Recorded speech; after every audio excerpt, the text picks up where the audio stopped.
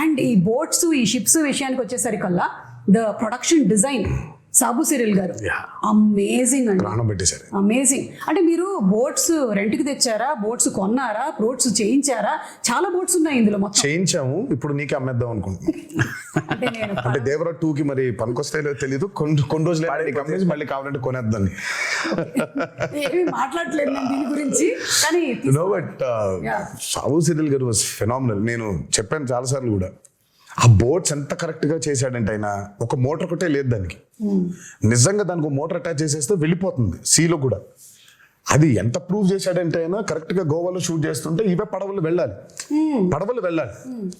సరే శివ వెళ్ళి ఈయన మొత్తం రెక్కి చేశాడు, పడవలు ఉన్నాయా అని చూస్తే ఆ పడవలేమో దేవరా అనే ఈ ఎర్ర సముద్రం వరల్డ్ లోకి పట్టట్లేదు. దే ఆర్ ఆల్ కలర్ఫుల్, వెరైటీగా ఉన్నాయి. ఏం చేద్దాం అనే సిచ్యువేషన్ లో ఉంటే ఈ బోట్లన్నీ అక్కడ తీసుకొచ్చి హైదరాబాద్ నుంచి ట్రాన్స్పోర్ట్ చేసి దానికి ఒక మోటార్ బిగించేసి తీసుకెళ్ళిపోయారు సీలోకి. అంటే మోటార్ ఒకటి లేదు కానీ but they were actual boats. Actual boats proper గా క్రియేట్ చేశాడు ఆయన. సో ఇట్ వాస్ అసలు ఐ మీన్ సాబు సిరిల్ గారు అసలు ఈ మూవీకి especially because it was on water. మాకు పెద్ద అసలు ఎక్స్పీరియన్స్ ఉందంటే లేదు. ఆ నీళ్ల మీద అల్లలు కానివ్వండి, ఈ హ్యాడ్ టు క్రియేట్ వేవ్స్. 2 ప్రొక్లైనర్లు డిగ్గర్లు తెచ్చి దానికి అలా చేస్తుంటే అది వేవ్, న్యాచురల్ వేవ్ క్రియేట్ అయ్యింది. మళ్ళీ రిపుల్స్ రావాలి వేవ్స్ లో, దానికి మోటార్ బోట్లు ఐ మీన్ బోట్ మోటార్స్ పెట్టి ఒక 6-8 మోటార్లు పెట్టి దాన్ని చేశారు. దాని తర్వాత దానికి స్మోక్ రావాలంటే కింద డ్రై ఐస్ వేసారు. అయ్యో అసలు సార్ మీరు రాసేటప్పుడు అనుకున్నారా సార్ ఇన్ని జరుగుతాయి మనకి, కొంచెం వాటర్ కాకుండా బయటికి తీసుకొద్దాము అని? అప్పుడప్పుడు లేదు, ఛాన్స్ లేదు. ఎందుకంటే సముద్రం మీద కథ, సముద్రం పక్కన గ్రామాల మీద కథ, సముద్రం మీదకి వెళ్ళే భయం లేని మనుషుల మీద కథ. ఇంకా water is a part of the film కదా. వీళ్ళెంతో వాటర్ అంతే సినిమాకి. ఇంకా ఫస్ట్ నుంచి అనుకుంది గట్టిగా ఉంది, అందుకే వాళ్ళ అవుట్పుట్ అది. వాటర్ లేకపోతే అసలు ఎగ్జాక్ట్లీ. అండ్ చాలా మంది ఇప్పటికీ కూడా కొన్ని రీజియన్స్ లో అలాగే బతుకుతారు కదా, వాళ్ళకి మోడ్ ఆఫ్ ట్రాన్స్పోర్ట్ అంతా ఇంకా బోటే. You don't have any other. అందుకే మూవీ పూజ జరిగిన రోజే ఆయన చెప్పాడు, forgotten coastal villages, forgotten coastal lands అంటే చాలా ఉన్నాయి, మనకు తెలియదు. బేసిక్ మనకు ఊళ్ళో ఉన్నాయని కూడా తెలియదు, మనకు ఊళ్ళు ఉన్నాయని కూడా తెలియదు. సో చాలా ఉన్నాయి ఊళ్ళు ఇంకా. సో అలాంటి ఒక మిథికల్ వరల్డ్ క్రియేట్ చేస్తే అలా ఉంటుంది. చాలాసార్లు కూడా చెప్పాను. అందుకే ఈరోజు వెన్ సినిమా చూసిన తర్వాత how audiences are giving the output చూసుకుంటే, రివ్యూస్ చూసుకుంటే, అసలు ఇంకా కాసేపు ఒక 15 నిమిషాల తర్వాత ఇంకా మీ బయటికి రాలేము. అవును, ఆ ఎర్ర సముద్రం చుట్టూ మనమే ఏదో పెద్ద పడవ వేసుకుని వెళ్ళిపోయి వీళ్ళందరూ చూస్తున్నట్టు ఫీలింగ్ వచ్చేస్తుంది మనకి. So you're there in that world creation చాలా ముఖ్యమైపోయింది ఈ రోజు. ఎస్పెషలీ చాలా ఫిల్మ్స్ చూసుకుంటే వరల్డ్ క్రియేషన్స్, ఎస్పెషలీ మనకి బాగా దాన్ని పరిచయం చేసింది బాహుబలి. బాహుబలి 1 and 2 చూస్తుంటే ఇంకా కాసేపు బయటకు ఉండవు మనం. యూఆర్ లిటరలీ ఇన్ మాహిష్మతిలో, ఆ కుంతల్లో, ఆ జలపాతం కింద ఊళ్ళో అక్కడే తిరుగుతూ ఉంటాం మనం. వరల్డ్ బిల్డింగ్ ఈ రోజు ఆడియన్సెస్ కి చాలా చాలా చాలా చాలా ఇంపార్టెంట్ అయిపోయింది. You take a movie like KGF, అందులోనే ఉండిపోతాం మనం. లిటరల్ గా కోలార్ గోల్డ్ ఫీల్డ్స్ లోనే ఉన్నాం మనం. మొన్న రీసెంట్ గా రిలీజ్ అయిన కల్కి అయినా, world building has become a very important aspect. It was there before in western movies లో వరల్డ్ బిల్డింగ్ చాలా ఉండింది.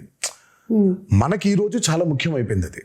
ఆడియన్సెస్ కూడా something they have to watch something which they haven't watched before. ఆ experience లేకపోతే I think pulling audiences to the theatre is very difficult. And that way Devara has been very successful in that world building. అవును.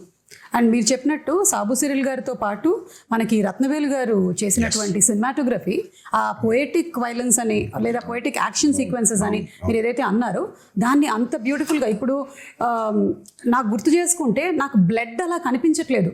It's all very okay వీళ్ళ మధ్యలో గొడవ జరుగుతుంది, characters ఉన్నాయి అని అంతే పోయెటిక్ గా ఉంది. సో రత్నవేలు గారికి హ్యాట్స్ ఆఫ్ అండి.